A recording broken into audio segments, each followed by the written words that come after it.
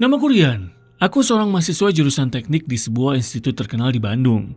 Saat ini aku sedang menyelesaikan tugas akhir dan biasanya, seperti mahasiswa tingkat akhir lainnya, aktivitas ini membuatku harus sering menginap di kampus, khususnya di lab jurusan, untuk menyelesaikan beberapa simulasi dan penelitian. Saat itu senja hari di akhir pekan yang gerimis. Aku berjalan menyusuri koridor-koridor panjang yang suram menuju lab jurusanku. Entah mengapa, tak seperti biasanya. Aku berencana menghabiskan malam akhir pekanku menginap di sana. Padahal aku tahu, aku tak perlu lagi sering-sering menginap di kampus karena penelitianku kini mulai menemukan titik terang dan beberapa simulasiku cocok dengan teori. Seharusnya aku menerima ajakan cewekku yang ingin sekali pergi kencan di akhir pekan ini. Tapi ya, entahlah, aku menolak ajakannya dengan alasan tugas akhirku belum selesai dan deadline-nya sudah makin dekat. Aku menengadah dan kulihat langit tampak lebih gelap dari seharusnya. Memang, sudah beberapa hari ini hujan turun terus. Terang sebentar, kemudian mendung, dan selanjutnya pasti hujan lagi. Udara jadi terasa dingin sekali. Dan ini membuat suasana kampus berubah drastis. Semua basah dan tampak beku. Tapi lebih dari itu, kampus jadi terlihat seperti zona mati tak berpenghuni. Aku bahkan tak melihat seorang mahasiswa pun berjalan di sepanjang koridor kampus, yang biasanya ramai sekali. Suasana ini membuatku merasa agak asing. Aku sampai di depan lab jurusan. Ketika aku buka pintu, hawa dingin tiba-tiba menerpaku. Pasti AC-nya hidup semua, pikirku. Setiba di dalam, aku melayangkan pandangan ke seluruh ruangan. Sepi sekali hari ini, kataku dalam hati. Ratusan komputer layar datar terhampar berbaris-baris hingga sampai ke belakang. Semua tampak jelas dan sangat terang. Mungkin karena lantai keramik yang putih mengkilap memberikan efek terang jadi 2 kali lipat. Di ujung paling belakang, di komputer bernomor 333, aku melihat seseorang sedang duduk di sana. Sepertinya dia serius sekali dan nyaris tidak bergerak. Tubuhnya tidak terlihat olehku karena tertutup CPU dan monitor. Hanya puncak kepalanya saja terlihat menyembul. Tapi sepertinya dia laki-laki, karena aku pikir tak mungkin cewek berani sendiri pada saat seperti ini. Mungkin mahasiswa angkatan di bawahku, karena tampaknya tidak terlalu familiar. Tapi mengapa dia memilih komputer paling belakang? Apa dia benar-benar melakukan penelitian atau sedang melihat sesuatu yang tak ingin diketahui orang lain? Itu urusannya. Apa peduliku? Aku memilih komputer paling depan, paling dekat pintu. Aku memang lebih nyaman duduk di sana. Setelah memasukkan username dan password, aku mulai membuka file-file penelitianku. Dalam beberapa menit saja, aku sudah tenggelam dengan simulasi-simulasiku. Semua program kujalankan dan sambil menunggu hasilnya, seperti biasa, aku membuka sosial media, melihat update terbaru dari teman-teman. Tapi akhirnya aku agak terganggu dengan icon chatroom di pojok kanan bawah monitor yang terus berkedip, menandakan ada seseorang yang mengirimiku pesan. Komputer ini terhubung tak hanya ke komputer lain di ruangan ini, tapi di seluruh kampus. Dan chatroom ini bisa digunakan oleh siapa saja yang sedang online. Aku mengklik icon itu dan sebuah window terbuka. Di sini dingin sekali. Begitu pesan itu tertulis. Aku langsung melihat siapa pengirimnya. Ben. Dari komputer bernomor 333. Aku menoleh ke belakang, memastikan siapa sebenarnya Ben. Karena setauku, aku tidak punya teman atau kenalan bernama Ben. Tapi yang kulihat, mahasiswa yang duduk paling belakang itu tak menunjukkan tanda-tanda bahwa dia sudah mengirimiku pesan. Dia tetap diam seperti pertama kali aku melihatnya saat masuk tadi, seolah dia tak peduli dengan kehadiranku. Walaupun terang, anehnya, aku tidak bisa melihat wajahnya dengan jelas. Entah ini perasaanku saja, sepertinya ia tak mau memperlihatkan wajahnya. Ketika aku berdiri berjinjit untuk melihatnya, mahasiswa itu malah semakin menundukkan kepalanya hingga sepenuhnya tersembunyi di balik monitor. "Kamu Ben? Angkatan berapa?" tanyaku penasaran. Tak ada jawaban.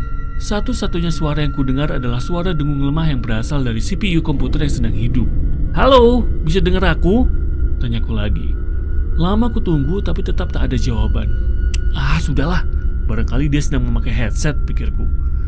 Aku kembali duduk menghadap komputerku dan mengetik sesuatu untuk membalas pesan tersebut. "Ya, dingin sekali. Kamu bisa mematikan salah satu AC-nya. Remote AC ada di dekatmu kan?" Setelah itu, aku mengecek programku yang sedang running. Tumben kali ini agak lama. Sambil menunggu lagi, aku mengetikkan beberapa kata yang kupikir cukup penting pada skripsiku dan lanjut mengupdate sosmedku. Orang asing mengirimiku pesan kalau hari ini dingin sekali. Tak lama kemudian, icon chatroom yang sudah kututup tadi berkedip-kedip lagi. Orang ini iseng banget. Aku mengabaikannya dan tetap melanjutkan pekerjaanku. Selang beberapa menit, saat aku dipusingkan dengan hasil simulasiku yang ternyata beda dengan kemarin, icon itu berkedip-kedip lagi. Aku mengklik icon tersebut dan beberapa pesan langsung terbuka. Aku ingin keluar. Di sini gelap, dingin sekali. Tolong aku, tolong keluarkan aku. Apa-apaan orang ini? Dasar gila. Dengan kesal aku mengetik beberapa pesan yang menurutku akan membuatnya sakit hati. Kalau mau sinetron jangan di sini, Mas. Saya lagi gabut main drama hari ini. Simulasiku hari ini tampaknya tak berjalan baik. Semakin kuulang, semakin banyak kutemukan kejanggalan dan aku dihantui prasangka kalau simulasiku mulai berujung kegagalan. Kemungkinan buruk untuk mengulang kembali dari awal mulai melintas di benakku, dan aku mulai diselimuti rasa cemas. Aku tak lagi mempedulikan komentar teman-teman pada status sosmed yang baru saja kutulis. Perhatianku kini tersita pada setiap baris program yang kutulis. Aku terus mencari di mana letak kesalahannya.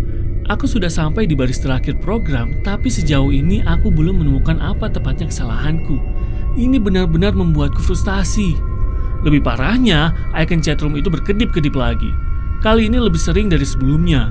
Awalnya tak kuindahkan, tapi lama-lama mengganggu juga. Dengan jengkel, kubuka juga pesan itu. Aku sudah seminggu lebih di ruangan ini, tanpa makan dan minum. Pakaianku basah semua. Aku sangat kedinginan. Di sini juga tak ada lampu. Sekelilingku gelap gulita. Mungkin aku akan mati di sini. Tubuhku sudah mati rasa. Aku sudah tak tahan lagi. Tolong aku. Apa-apaan orang ini? Aku benar-benar kesal. Simulasiku tak berjalan lancar. Dia malah mengirimiku pesan-pesan aneh. Aku berdiri dan berbalik sambil mendengus marah. Kursiku sampai terhempas keras ke belakang. "Hei, aku gak main-main," kataku dengan nada kasar. "Asal tahu aja, ini mengganggu sekali. Kamu tahu, aku harus mengecek ulang programku gara-gara ini." Orang yang duduk di ujung belakang itu tetap diam. Dia sama sekali tak bereaksi dengan kata-kataku seolah tak mendengar apapun. Aku masih tak bisa melihat wajahnya. Kepalanya nyaris tersembunyi di balik layar monitor. Kesal diabaikan, aku menggebrak meja, bermaksud mengertaknya dan membuat nyalinya ciut. Tapi tidak, dia tetap diam seperti sebelumnya. Tak bereaksi sedikit pun. Kurang ajar sekali orang ini.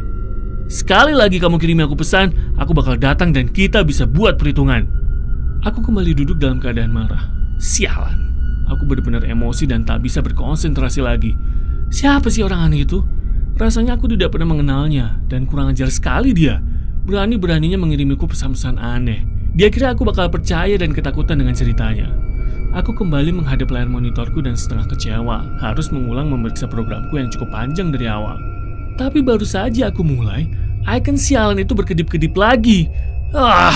Aku memuntahkan semua sumpah serapah dan memukul meja di depanku. Dalam hitungan detik, aku bangkit berdiri dan sudah separuh jalan menuju sudut komputer bernomor 333. Nafasku cepat dan mataku terasa panas. Karena sangat marah, pelipisku terasa berkedut kencang karena semua darah terpacu deras ke kepalaku. Sekarang aku hanya berjarak beberapa meter dari komputer 333 sialan itu. Dan orang aneh itu tetap bersembunyi di balik layar monitornya. Aku terhenti mendadak saat tinggal berjarak satu langkah dengan komputer 333 itu. Tak ada orang duduk di sana. Tak ada puncak kepala yang tersembul dari balik layar monitor. Tempat duduk itu kosong seperti lainnya. Ini tak mungkin. Tak mungkin dia pergi begitu saja tanpa melewatiku, karena satu-satunya pintu keluar ada di depan ruangan, dekat komputerku. Tapi anehnya, komputer 333 itu hidup. Layarnya terang. Ketika aku melihat tempat duduknya, ada bekas cekungan di situ. Jelas sekali bekas orang duduk di sana dan baru saja pergi meninggalkannya. Aku melayangkan pandangan ke seluruh ruangan, berharap orang itu berdiri di suatu tempat di ruangan ini. Dengan begitu aku bisa memberinya sedikit pelajaran atau mungkin semacam gebukan. Tapi tidak, semua tampak serba putih seperti biasa. Cahaya lampu begitu terang dan mustahil menyembunyikan apapun di sini. Tak ada seorang pun di ruangan ini. Aku kembali melihat layar monitor komputer 333 itu. Ada Windows yang sedang terbuka, menampilkan sebuah tulisan panjang. Tanpa sadar, aku membacanya dan larut di dalam ceritanya. Aku Ben, mereka sering mengejakku banci. Aku sering dilecehkan. Kadang mereka melempariku dengan kerikil, kadang dengan air kotor. Bahkan mereka cukup sering menonjok perutku. Tak ada seorang pun yang peduli. Ketika aku diejek dan disakiti, semua orang hanya diam. Malah dalam diam mereka, Ada yang tampak tersenyum samar, seolah aku layak diperlakukan begitu. Entah mengapa aku tak punya teman. Tak ada seorang pun yang mau berteman denganku. Selentingan ku dengar kabar kalau aku najis bagi mereka. Aku adalah kotoran yang harus disingkirkan. Aku adalah manusia gagal. Tapi mengapa? Apa salahku? Hari demi hari kulalui seperti di neraka. Semua tatapan orang seolah menyudutkanku untuk segera menyingkir. Semua mengejekku dengan tawa yang memuakkan. Dan suara-suara terkutuk itu mulai mengepung kepalaku, menyuruhku untuk segera lenyap, menghilang untuk selamanya. Aku ingin teriak, berteriak sekencang-kencangnya. Tapi tubuhku entah mengapa terasa sakit dan lemah. Aku bahkan tak bisa berjalan. Aku terbangun pada suatu senja suram yang diguyur hujan dan kudapati diriku berada di sebuah ruangan gelap. Aku tidak tahu di mana aku. Aku tak tahu ini ruangan apa. Pikiranku berkecamuk dan bayangan-bayangan orang yang mengejekku bermunculan seperti barisan wajah-wajah dengan tawa yang memuakkan. Aku tidak meneruskan membacanya. Ini jelas ditulis seseorang yang hobi menulis. Karena kisah ini pasti bukan diari seseorang. Tak mungkin cerita ini pernah terjadi di sini. Mustahil. Aku meninggalkan komputer 333 itu dan berjalan kembali menuju komputerku. Apa peduliku dengan cerita itu? Siapapun bisa saja pernah menulisnya dan menyimpan filenya di komputer itu. Dan kebetulan aku membacanya. Tapi baru saja aku sampai ke tengah ruangan, aku mendengar sebuah kursi diseret pelan di belakangku. Aku berbalik cepat dan tak mendapati apa-apa. Semua tampak sama seperti sebelumnya. Apa mungkin dia sedang mempermainkanku? Aku membungkukkan badan. Barangkali saja dia bersembunyi di bawah meja komputer. Aku terus merendahkan kepalaku dan menyelidiki setiap kolong meja. Semula tak ada apa-apa. Semua kolong tampak seperti biasanya, dipenuhi kabel-kabel yang berkelindan. Tapi detik berikutnya, aku menangkap ada gerakan samar di balik kolong meja di salah satu sudut ruangan. Aku melihat ada bagian tubuh yang tak tertutupi sepenuhnya. Ketika aku menggeser tubuhku untuk bisa melihat siapa orang yang sedang bersembunyi itu, aku melihat sesuatu yang benar-benar menakutkan. Apapun itu, yang jelas bukan manusia. Terlihat sedang jongkok, wajahnya yang keriput terlihat sangat pucat dengan kedua bola mata putih besar melotot.